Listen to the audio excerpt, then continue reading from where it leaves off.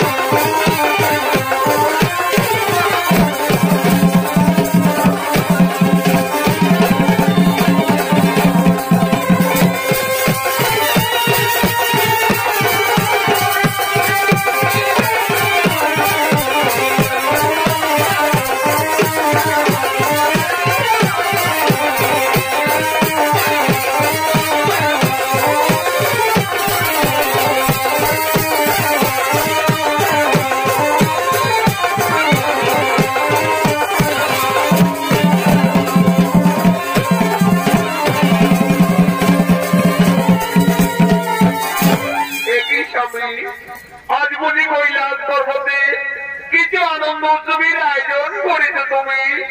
ভ্রান্ত ধারণায় বন পানুতানা করুন পার্বতী।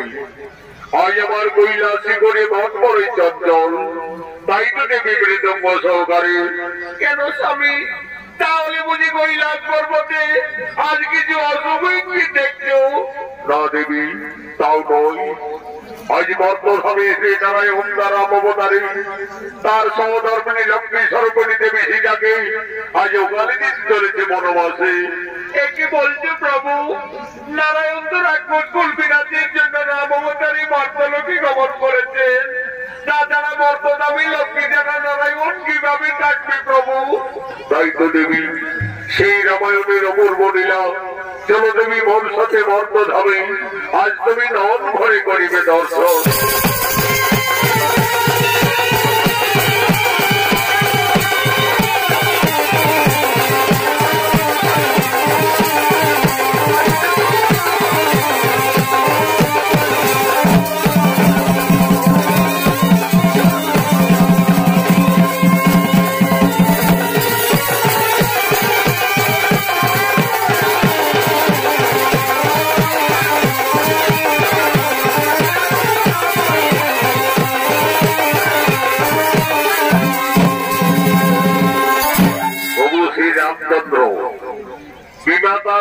নিয়মে পিতৃসূর্য পালনার্থে 14 বৎসরের জন্য বনবাসে গমন করেছিলেন। সঙ্গে ছিলেন সহধর্মিণী সীতা এবং অনন্ত লক্ষণ। সেই বনবাস থেকে রাক্ষস রাজা রাবণ মা সীতাকে জোর করে হরণ করে লঙ্কায় নিয়ে যায়। প্রভু শ্রী রামচন্দ্র সাগর বন্ধন করে রাক্ষসকুল বিরাজ করে তার সহধর্মিণী দেবী সীতাকে লঙ্কার থেকে সসম্মানে মুক্তি করে ফিরে আনে অযোধ্যায়। বর্তমানে অযোধ্যার মহারাজ শ্রী রামচন্দ্র এবং রানী মা সীতা আনন্দে রইতেন প্রজাবাসী সকলে। আজ মা সীতার সঙ্গে তার 3 আদরের বোন বান্ধবী উর্মিলা সত্যপ্রীতি তারা সকলেই অযোধ্যা রাজপ্রাসাদের দিকে আগমন করছে।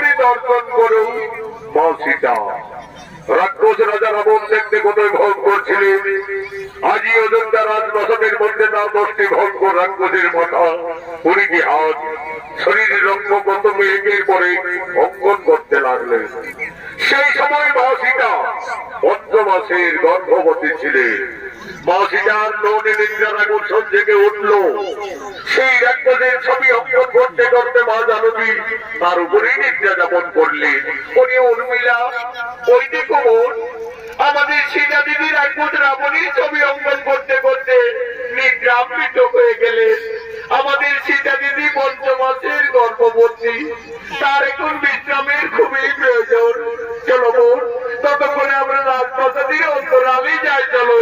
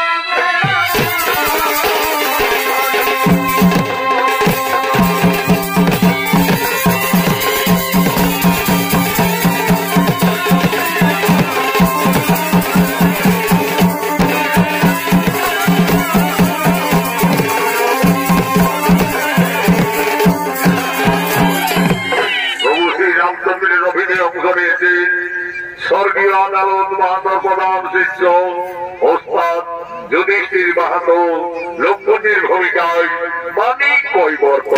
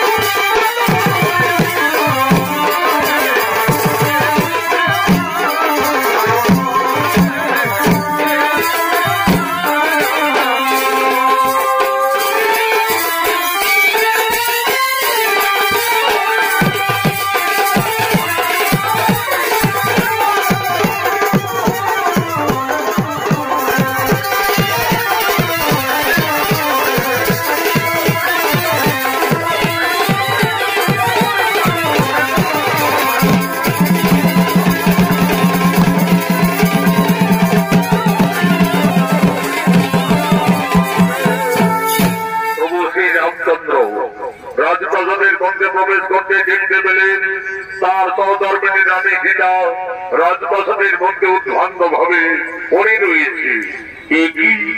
আমার সীতা ওইভাবে রাজপ্রাসাদের মধ্যে পড়ে আছে কেন? প্রভু শ্রী রামচন্দ্র গিয়েছে দেখলেন রাক্ষস রাজা রাবণের ছবি অঙ্কন করে তার উপরে তার স্ত্রী নিদ্রা যেমন করে রয়েছে। সেটা ওইভাবে পাপিষ্ট রাক্ষস রাবণের ছবি অঙ্কন করে রাজপ্রাসাদের মধ্যে অবগাহন করে রয়েছে কেন? না না না না না না না, তা হতে পারে না, তা হতে পারে না। সেটা কেন রাক্ষস রাবণের উপরে বিরাজমান? তাহলে কি, তাহলে কি আমার সেটা সত্যি এই লঙ্কায় গিয়ে রাক্ষস রাবণের প্রেমে পড়েছিল? হয়তো সেটা রাবণ রাজাকে কোনো ভুলতে পারেনি যে তার ছবি অঙ্কন করে সেটা এখনো তার উপরে বিরাজমান। না না না না না না না না, আমার সেটা অসতী, এই সেটা কলঙ্কিনী, যার জন্য আমরা দুই ভাই দিবারাত্রি বনে বনে কেটেছি, যার জন্য আমি ওখানে বালি রাজকে হত্যা করেছি, যার জন্য লক্ষ লক্ষ মানুষের সঙ্গে করে রাক্ষস কুল বিনাশ করে যে জানকীকে লঙ্কার থেকে মুক্তি করে অযোধ্যায় ফিরে এনেছি, আজ সেই সীতা রাবণেরই ছবি অঙ্কন করে রাজপ্রাসাদের মধ্যে নিদ্রা যাপন করছে। না না না না না, আমার সীতা অসতী, এই সীতা কলঙ্কিনী, কোথায় ওরে প্রাণের ভাই লক্ষ্মণ?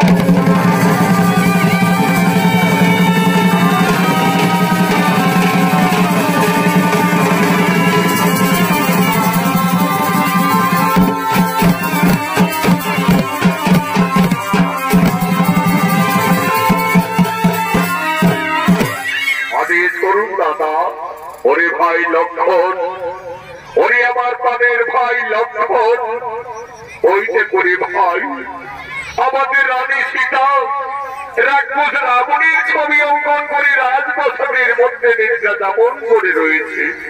ওরে ভাই লক্ষ্মণ, এই কলঙ্কিনী হয়তো লঙ্কায় গিয়ে রাক্ষস রাবণের প্রেমে পড়েছিল, হয়তো সীতা রাবণ রাজাকে কোনো ভুলতে পারেনি যে তার ছবি অঙ্কন করে সীতা এখনো তার উপরে বিরাজমান। ওরে ভাই লক্ষ্মণ, এই কলঙ্কিনী সীতা যদি আমাদের অযোধ্যা নগরী থাকে, তাহলে আমাদের রঘুকুলের বদনাম হয়ে যাবে রে ভাই, আমাদের সূর্য বংশের বদনাম হয়ে যাবে। ওরে প্রাণের ভাই লক্ষ্মণ, সূর্য বংশে জন্মবর পিতামর দশরথ বিখ্যাত জগতে, তার মধ্যে আমি রঘুনন্দন, যাও এই কলঙ্কিনীকে দিয়ে নির্বাসনে।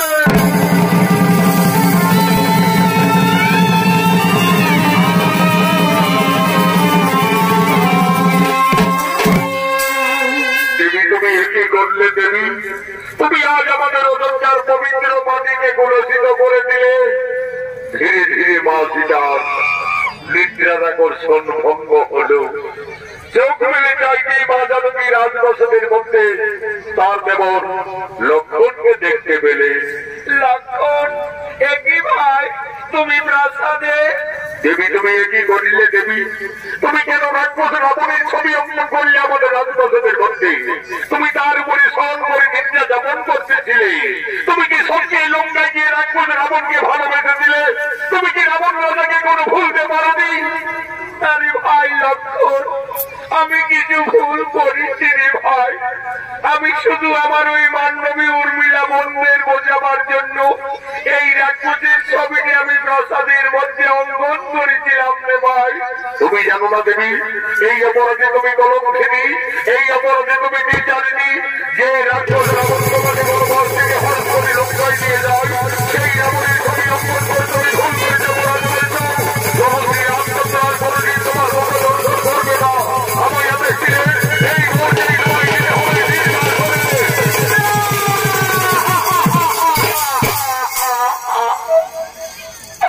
হে প্রভু, হে প্রভু রঘুনাথ, আজ তুমি আমাকে বিনা অপরাধে কলঙ্কিনী সাজালে। হে স্বামী, তুমি না আমাকে লঙ্কার থেকে ফিরে এনে আমাকে সকলের উপস্থিতিতে অগ্নি পরীক্ষা করিয়েছিলে প্রভু। সবকিছু জেনেও আজ আমি বিচারিনি। ওরে ভাই লক্ষ্মণ, তোমার দাদা যখন আর আমার মুখ দর্শন করবে না, তাহলে আমার এই অযোধ্যায় থাকার প্রয়োজন হবে না রে ভাই। চলো ভাই, তুমি আমায় দিয়ে নির্বাসনে।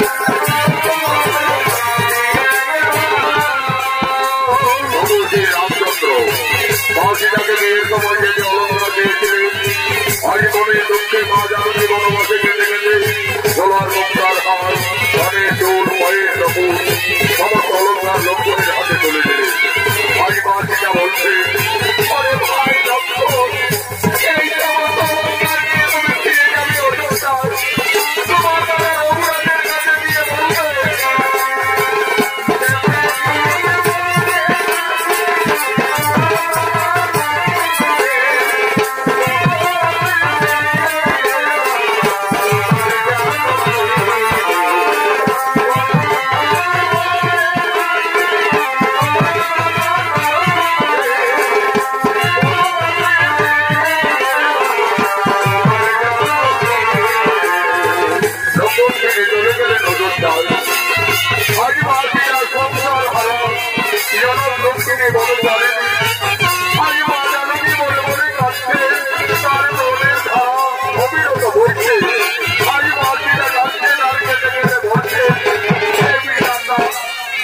এখন আমি কোথায় যাব? এই বনমাসে আমি কি খাবো? আমি কিভাবে আমার এই গর্ভের সন্তানে বাঁচাবো? না না না না, আমি আর কোথায় যাব না। আমার বেঁচে থাকার চেয়ে আমার মরে যাওয়াই ভালো হবে, আমার মরে যাওয়াই ভালো হবে। হে প্রভু রঘুনাথ, তুমি শুধু যুগে যুগে আমাকে কাটিয়ে চলেছ প্রভু। আমার এই নারী জনম দুঃখের জীবন যুগে যুগে আমায় কেঁদেই যেতে হলো প্রভু, শুধু কেঁদেই যেতে হলো।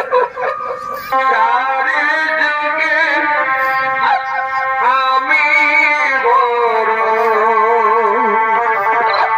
মন্দ ভাগিনী, চারি যুগে আমি বড় মন্দ ভাগিনী।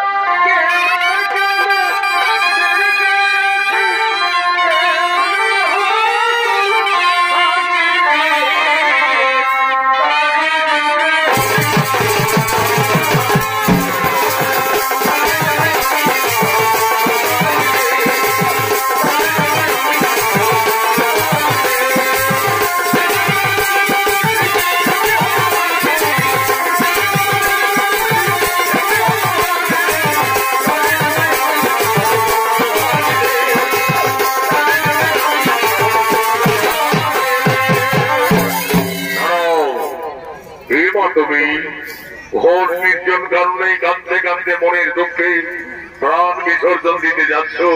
তুমি জানো না নারী, মানব জীবনে আত্মহত্যা মহাপাপ। বাবা, আমার বেঁচে থেকে কিছু লাভ হবে না যোগী বাবা। আমার স্বামী আমাকে বিনা অপরাধে কলঙ্কিনী ভেবে আমাকে বনবাসে পাঠিয়েছে বাবা। আমি সংসার হারা জনক নন্দিনী সীতা। মা সীতা, তুমি বনবাসে এসেছো মা? আমি ঋষি বাল্মীকি। আমি জানতাম না জানো কি, একদিন না একদিন তোমাকে বনবাসে আসতেই হবে। মা সীতা, তুমি কেঁদো না মা। বিধির বিধান কেউ লঙ্ঘন করতে পারে না মা, বিধির বিধান কেউ লঙ্ঘন করতে পারে না। মা সীতা, তোমার বনবাস জীবন কাটাবার জন্য আমি এই তপবনে পূর্বে একটি সুন্দর পাতার কুটির নির্মাণ করে রেখেছি। চলো মা জানকী, তুমি না কেঁদে না ভেবে তোমার বনবাস জীবন ওই পাতার কুটিরেই কাটাবে। চলো।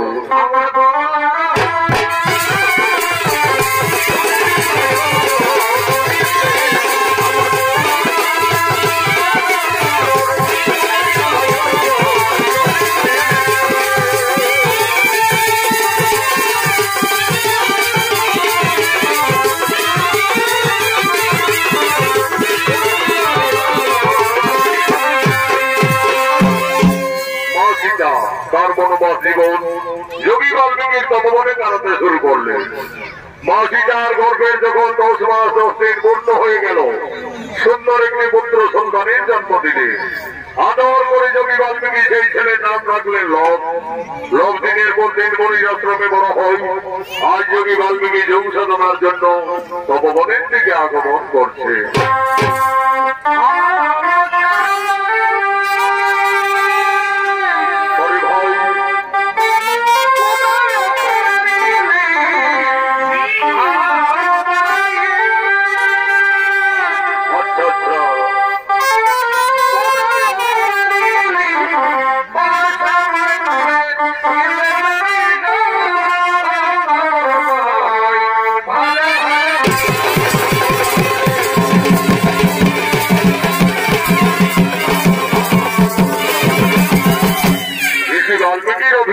নৃত্যশিল্পী জয়দেব মাহাতো।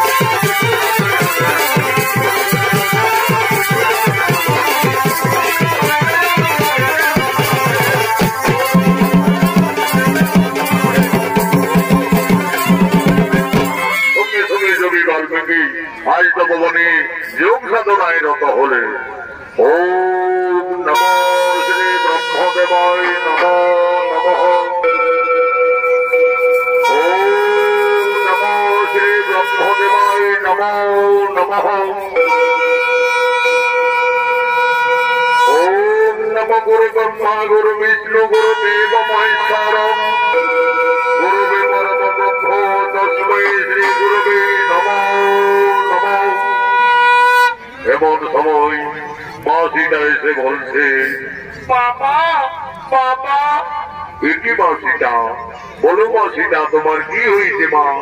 বাবা আমার পুত্র লাভ ওই দেখো বাবা, সে কোন বৃক্ষতলে ঘুমিয়ে আছে। বাবা আমি ততক্ষণে ওই সরোবর থেকে স্নান সেরে জল দিয়ে ফিরে আসছি। বাবা দেখো মা সীতা, তুমি স্নানে যাবে চলে যাও, কিন্তু দেরি করো না মা, কারণ তোমার পুত্র লাভ ছোট্ট বালক, সে খুবই উপদ্রব করে। সে কোন ঘুমিয়ে রয়েছে থাক, আমি এখন এখানে ধ্যানে আছি। যাও মা, তুমি আর বিলম্ব না করে তাড়াতাড়ি স্নান করে জল নিয়ে ফিরে আসবে। যাও।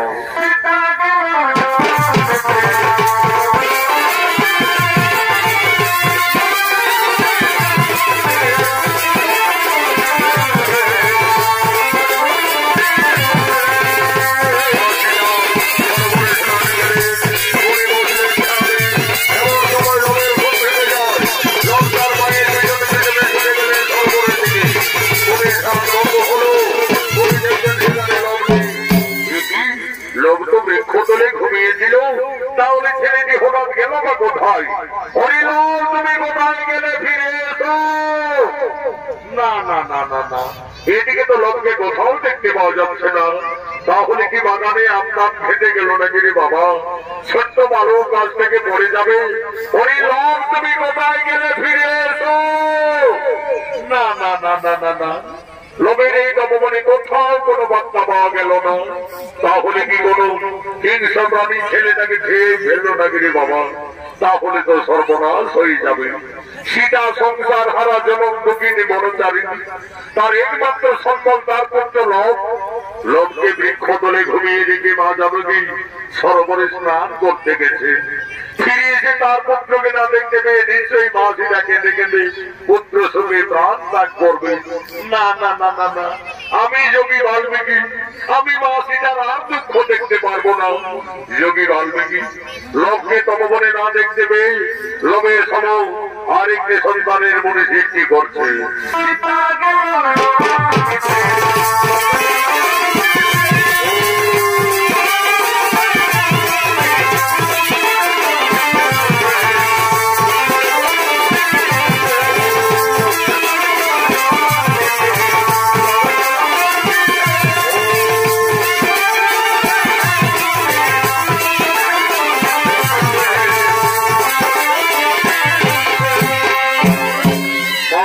সরোবর থেকে স্নান করে ফিরে এসে দেখছে লোভের মতো আরেকটি সন্তান সেই বৃক্ষতলে ঘুমিয়ে আছে।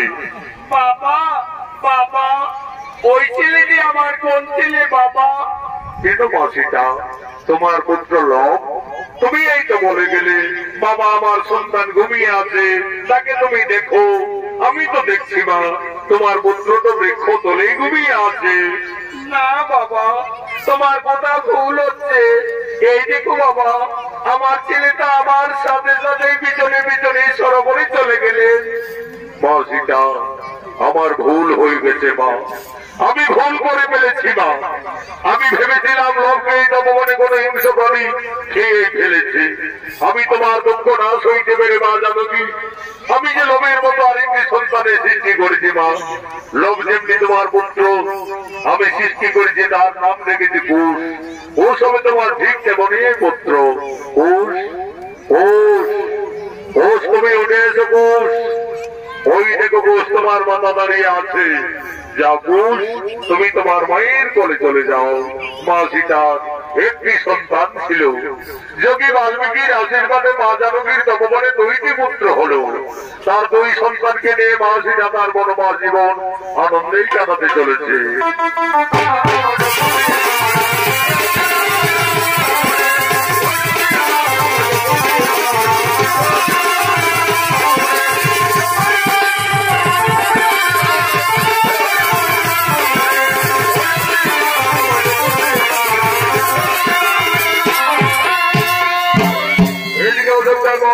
রামচন্দ্র উৎসবের যজ্ঞের আয়োজন করেছে।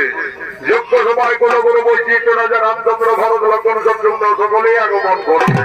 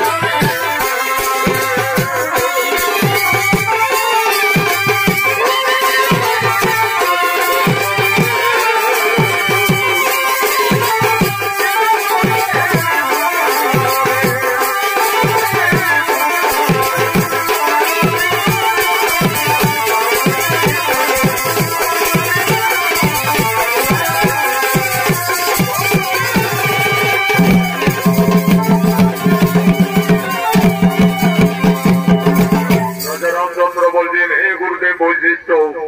আমি প্রজাপতিদের মঙ্গল কামনার্থে অশ্বমেধ যজ্ঞের আয়োজন করেছি।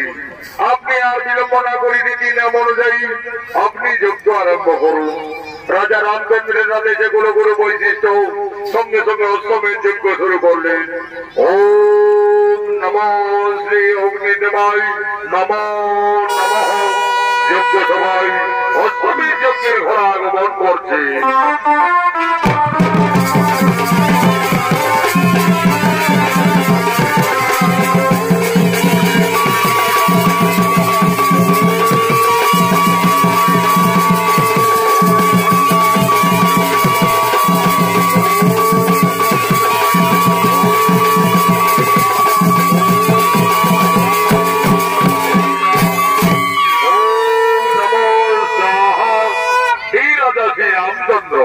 আমাদের অশ্বমেধ যজ্ঞ প্রায় সমাপনের মুখে।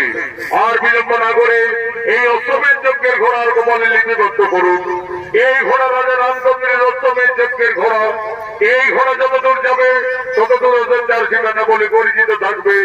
আর যদি কেউ বাহু বলে বন্দী করে তাহলে রাজা শ্রী রামচন্দ্রের সঙ্গে যুদ্ধ করতে হবে।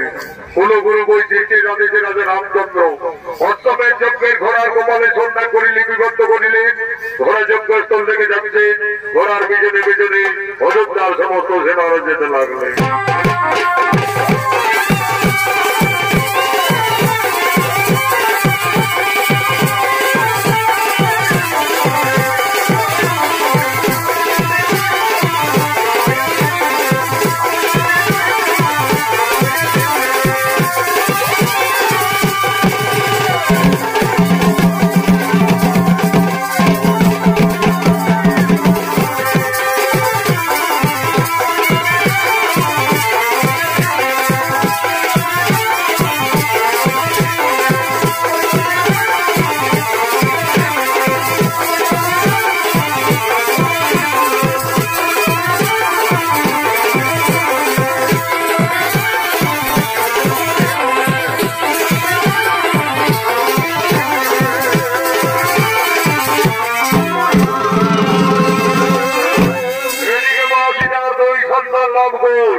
গুরু বাল্মীকি আশ্রমে অস্ত্র শিক্ষা বিদ্যা শিক্ষা শিখতে শিখতে এখন তারা দুই ভাই অনেক বড় হয়ে যায়। আজ তারা মনে আনন্দে মনে তপবনে দুই ভাই খেলা করার জন্য আগমন করছে।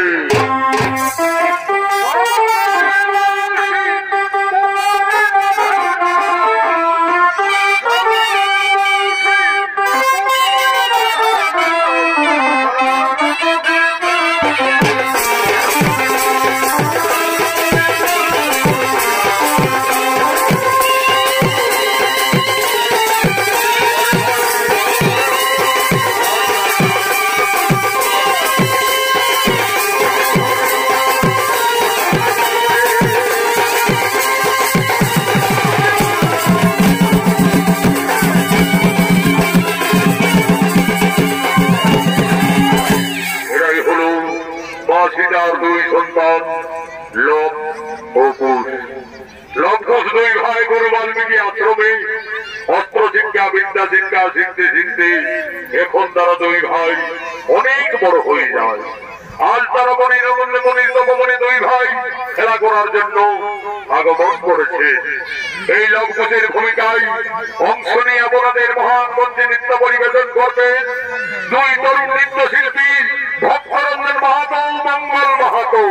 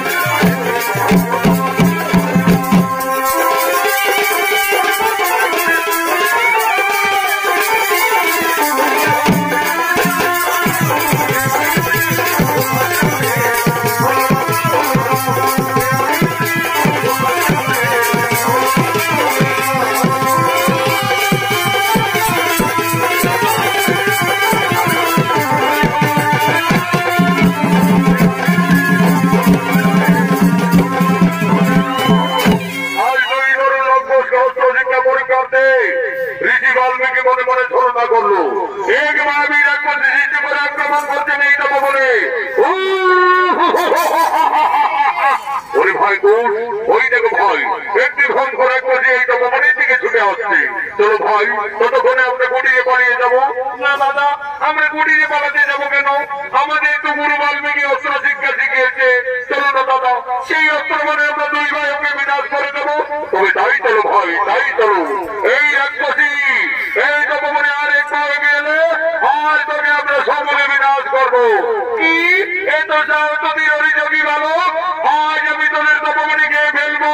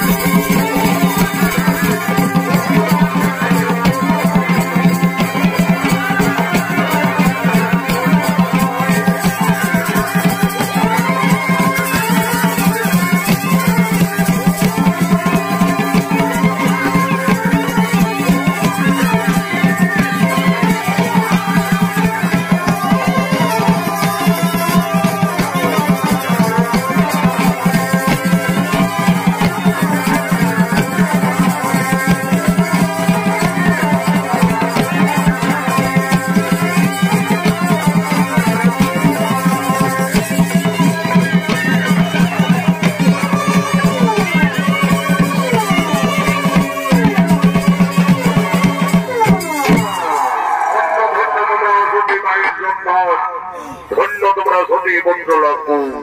আমি তোমাদের অস্ত্র শিক্ষা পরীক্ষার্থে আমি মনে মনে ছলনা করে এই মহাবীর রাক্ষসী সৃষ্টি করে তোমাদের আক্রমণ করেছিলাম। তোমরা আমার অস্ত্র শিক্ষা মানে এই তরুণ বয়সে তোমাকে মহাবীর রাক্ষসীকে বিনাশ করেছ, ওকে তোমরা সংহার করেছ। হরিলম্পুর তোমরা দুই ভাই রণশিক্ষায় উত্তীর্ণ হয়ে গেলে। তোমাদের আশ্রমে বিদ্যা শিক্ষা অস্ত্র শিক্ষা সকলেই সম্পন্ন হলো। দেখো লম্পুর, কালকে আমি তোমাদের দিদি যোগে দুই ভাইকে মলমন্ত্র দান করব, কিন্তু গুরু বাল্মীকি আশ্রমে বিদ্যা শিক্ষা অস্ত্র শিক্ষার পরে যৎকিঞ্চিৎ গুরুদেবের চরণ ধরে গুরু দক্ষিণা দিয়ে আশীর্বাদ চেয়ে নিতে হয়। মনে রাখবে কালকে তোমাদের দুই ভাইয়ের গুরু দক্ষিণা আছে। তাই আমি গুরুদেব, কালকে আমরা আশ্রমে আসার সঙ্গে সঙ্গে আমাদের মাতা জননীর কাছ থেকে আমরা যথার্থই গুরু দক্ষিণা নিয়ে আসবো। দেখো লম্পুর, মনে থাকে যেন কালকে তোমাদের দুই ভাইয়ের গুরু দক্ষিণা আছে।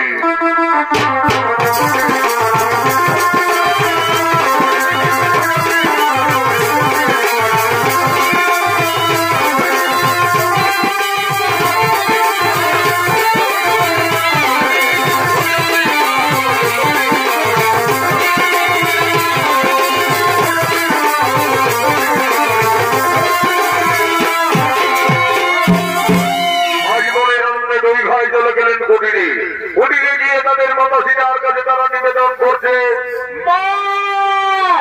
মাতা তুমি কোথায়? কি হয়েছে লম্পুর? ওইভাবে মা মা চিৎকার করছি, তপবনে কিছু বিপদ হয়েছিল বাবারা? না মাতা, আজ আমরা তপবনে একটি ভয়ঙ্কর রাক্ষসীকে দুই ভাই বিনাশ করে দিয়েছি মা। আমাদের গুরুদেব বলেছেন আমরা অস্ত্র শিক্ষায় সফল হয়ে গেছি, আমাদের আশ্রমে বিদ্যা শিক্ষা সকলেই শেষ হয়ে গেছে। কালকে আমাদের গুরু দক্ষিণা দিতে হবে, দাও মা, আমাদের গুরু দক্ষিণা দাও।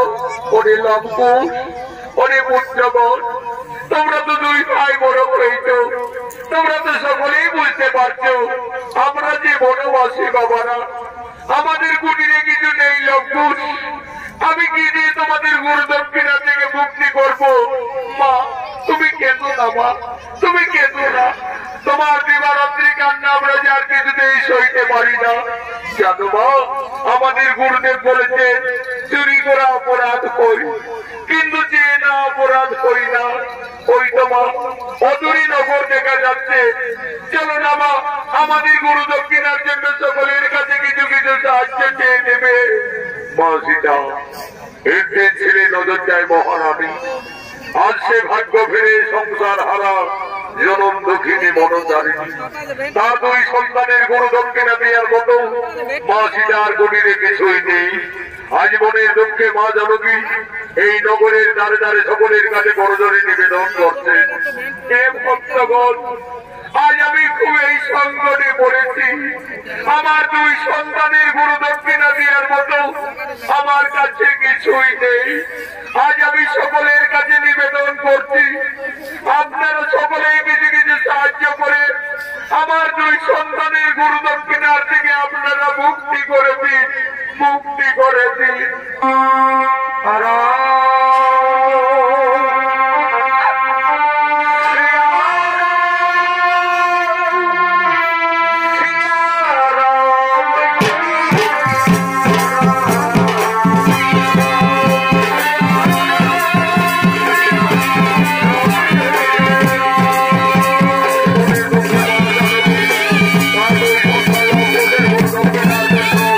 নগরে নগরে দ্বারে দ্বারে মানুষেরা ভিক্ষা করতে লাগলেন।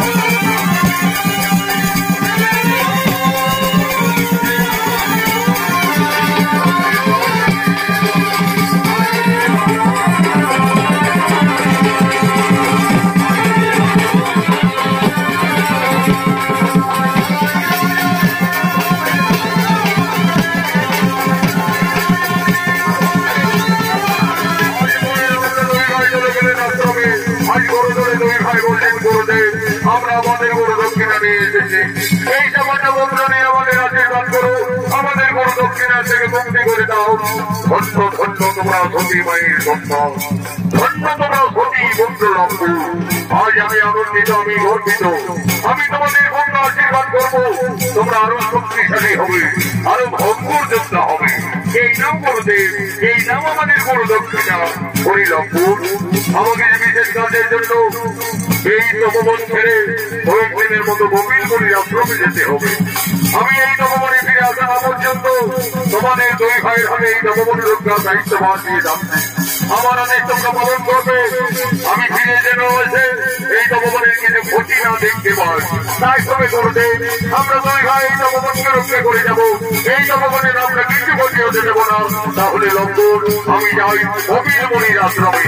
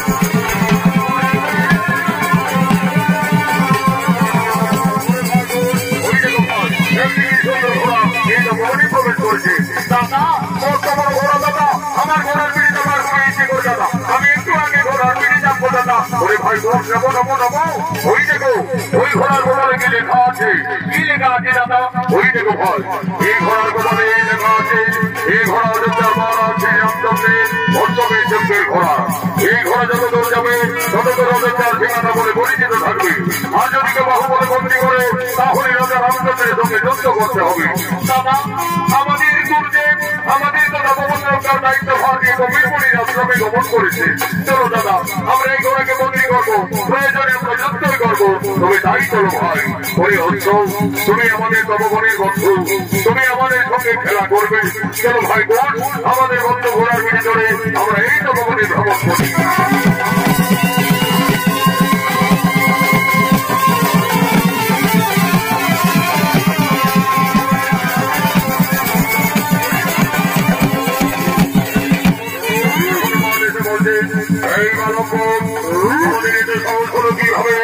আমার প্রভু শ্রী রামচন্দ্রের উদ্যোগে তপবনে বন্দী করলে তোমাদের আত্মপরিচয় কি? আমাদের পরিচয়, আমরা তো সতী মায়ের সন্তান, দুই ভাই লম্বন। সতী মায়ের সন্তান অন্তর্যামী বীর হনুমান বলতে পারলে তাহলে এরাই হলো আমার মাতা সীতার সন্তান। আমি কিভাবে আমার প্রভুর সন্তানদের সঙ্গে যুদ্ধ করবো?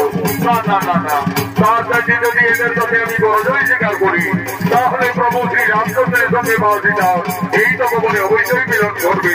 বুদ্ধিমতী হনুমান আজ লঙ্কের সঙ্গে তুলনা করলে এই বালক এই ঘোড়াকে না ছাড়লে এই কথা আগে তোমাদের শেষ করে দেবো। কি হনুমান, তুমি আমাদের বই দেখাবে? চলে এসো, দেখি কার বালতি মতো শক্তি আছে।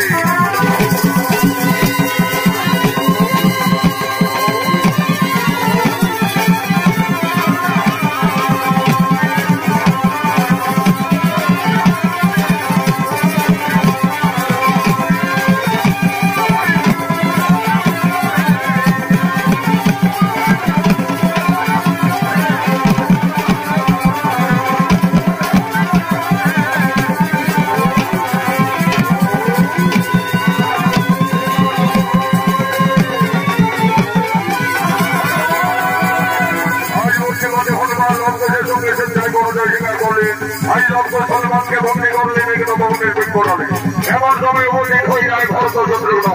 এই বালক আমাদের অর্থকে তোমরা ছাড়ি দেবে কিনা? না, আমরা বিনা জন্য ছাড়বো না, তবে যাও যুদ্ধ।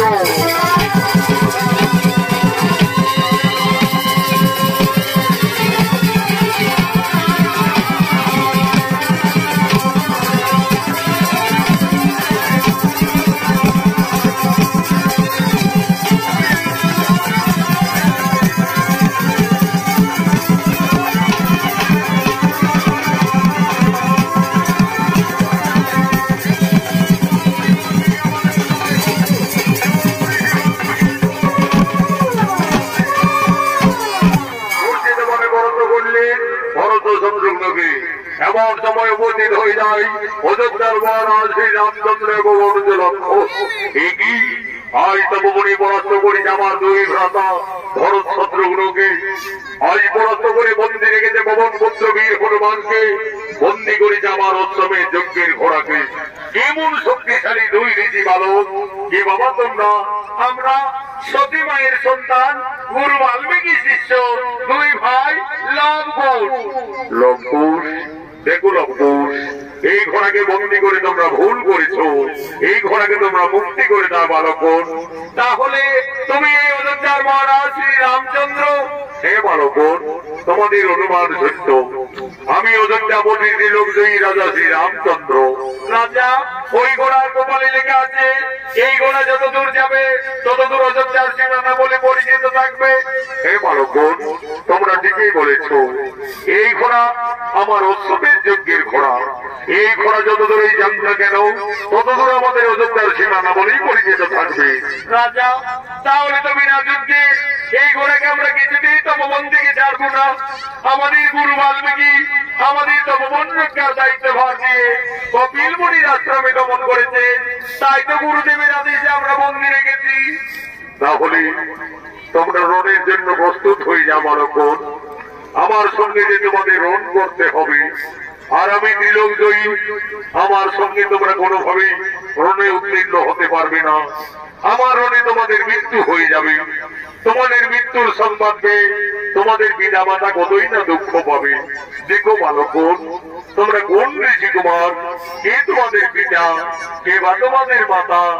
আমরা তো আমাদের পিতার নাম জানি না, এইটুকু জানি আমরা সতী মায়ের সন্তান, দুই ভাই লবকুশ। লবকুশ, তোমরা তোমাদের পিতার নামও জানো না? আমি কিভাবে অবধ বালকদের সঙ্গে রণ করতে পারি? দেখো লবকুশ, তোমরা দুইজনে অবধ বালক, আমার পুত্র সম। একবার আমার পিতা সম্বোধন করো, আমি পুত্র ভেবে তোমাদের দুই ভাইকে ক্ষমা করে দেব। এই রাজা, তোমাকে আমরা বাবা বলতে যাবো কেন? তুমি আমাদের বাবা বলো না দেখছি। শান্ত হো বালকন, আমি যদি তোমাদের বাবা সম্বোধন করি তাহলে বিনা যুদ্ধে আমার এই অশ্বকে তোমরা মুক্তি করে দেবে তো? তা না হয় পরে দেখা যাবে, আগে বলে দেখো না। আচ্ছা বালকন, আমি না ওই তোমাদের বাবাই বললাম। এই রাজা, তুমি কাকে বাবা বললে? আমাকে বললে না আমার দাদা লবকে বললে? কেন বালকন, আমি তোমাদের দুই ভাইকেই বাবা বললাম। তাহলে বলো দেখি রাজা, তোমার মায়ের কটা স্বামী? তোমরা সাবধান হও, তোমরা রাজা শ্রী রামচন্দ্রের রণে উপস্থিত হয়েছ। হে হে, আমরা সতী মায়ের সন্তান, রণকে ভয় পাই না রাজা। চলে এসো সম্মুখ সমরে, বিনা যুদ্ধে রাজারি মস্তমের যজ্ঞের ঘোড়া।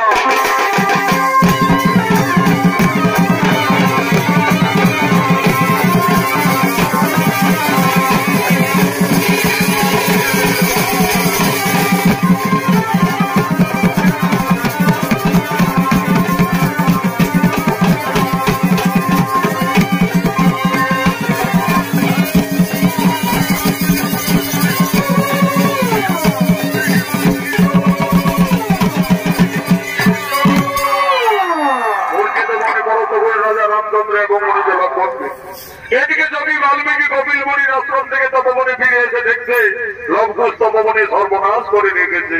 ওরে শিষ্যগণ, ওরে লবকুশ কোথায় তোরা? আমার অবর্তমানে এইভাবে তপবনে অত্যাচার। গুরুদেব, গুরুদেব, আমরা তো তোমার আদেশ পালন করে চলেছি গুরুদেব। এই তপবন রক্ষা করতে গিয়ে এই সমস্ত যোদ্ধাদের রণে পরাস্ত করে রেখেছি। ঋষি দাদু, ঋষি দাদু, আমরা একটি জান্ত হনুমানকে পরাস্ত করে বন্দি রেখেছি। তোরা আবার হনুমান নাকি? কোথায় হনুমান বন্দি করেছ? ওই দেখো ঋষি দাদু, ওই তপবনের বৃক্ষ ডালে। এই যে আমার পবন পুত্র বীর হনুমান ছেড়ে বাবা, এই হনুমানের সঙ্গে তোমরা ঝগড়া করেছ। ওই লবকুশ, এই রাজাদের না জেনে না শুনে কেন তাদের উপরে আঘাত করেছ? জানি গুরুদেব, ওই রাজা বলছে আমি অযোধ্যার মহারাজ শ্রী রামচন্দ্র, আমার উৎসবের যজ্ঞের ঘোড়াকে বিনা যুদ্ধে ছেড়ে দাও। আমরা ছাড়িনি গুরুদেব, আমরা তোমার আদেশ পালন করে চলেছি। ওই লবকুশ, আমার আদেশ পালন করতে গিয়ে তোরা তো নিজেরাই নিজেদের এই সর্বনাশ করে দিয়েছিস।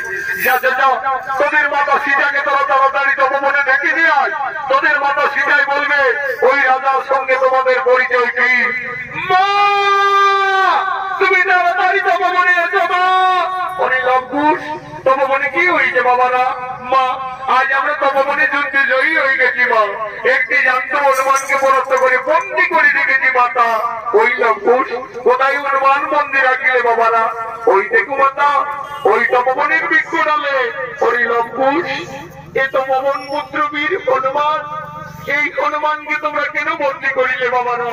যে লবকুশ ওই হনুমানকে তোরা তাড়াতাড়ি মুক্তি করেছে।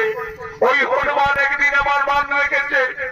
ওই হনুমান আমার জন্য লঙ্কায় কতই না দুঃখ পেয়েছে। যে বাবারা হনুমানকে তোরা ছেড়ে দে। মা সীতা ওদিকে তো বৃক্ষরালে হনুমানকেই দেখেছো, আর এইদিকে তাকিয়ে দেখো মা তোমার সন্তানরা, তোমার স্বামী, তোমার দেবরদের সকলকে রণে জর্জরিত করে রেখেছে। অরে লবকুশ এ তোরা কি করিলি বাবারা? তোরা কাদের সঙ্গে যুদ্ধ করেছ, রণ করেছ? তোরা তো সকলই সর্বনাশ করে দিলে লবকুশ। আমার হাতের শাখা শীতল সিঁদুর আজ তপবনে সকলে মুছে দিলে বাবারা। বাবা আমি আমার বনবাস জীবনে তোমার কাছে কোনোদিন এই কিছু চাইনি বাবা। আজ আমার দুই অমন সন্তানই ক্ষমা করে আমার স্বামী এবং দেবরগণকে পুনরায় জীবিত করে দাও বাবা, পুনরায় জীবিত করে দাও। তুমি কেন না মা? তারা কেউ মারা যায়নি মা। তারা লবকুশের রুণে পরাস্ত হয়ে জ্ঞানহারা অবস্থায় পড়ে রয়েছে। আমি এক্ষুনি গোবর্ধন করে রায় ফিরে দেব। ওটো রাজা শ্রী রামচন্দ্র, ওম নমঃ সাহা ওটো বীর অনন্ত লক্ষণ, ওম নমঃ সাহা ওটো বীর ভরত কুমার, ওম নমঃ সাহা ওটো শত্রুঘ্ন। হে রাজা শ্রী রামচন্দ্র, তুমি আমার অবর্তমানে আমার এই নবমনে এসে আমার এই দুই তরুণ শিষ্যর সঙ্গে এইভাবে রণ করতে পারো না, এইভাবে যুদ্ধ মানায় না। মনে পড়ে রাজা একদিন তুমি তোমার রানীকে কলঙ্কিনী ভেবে পঞ্চমাসের গর্ভবতী অবস্থায় বনবাসে দিয়েছিলে। তোমারই ওরসত সন্তান ওই লবকুশ।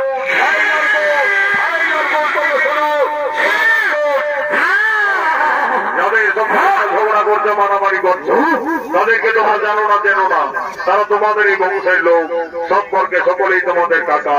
আর যে রাজার সঙ্গে তোমরা রণে জর্জরিত ওই রাজা শ্রী রামচন্দ্র হলো তোমাদের জন্মদাতা পিতা।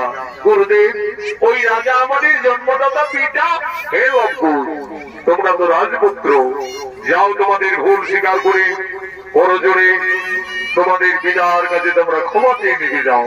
পিতা পিতা আমাদের ক্ষমা করে দাও পিতা, আমরা ভুল করি রণ করেছি।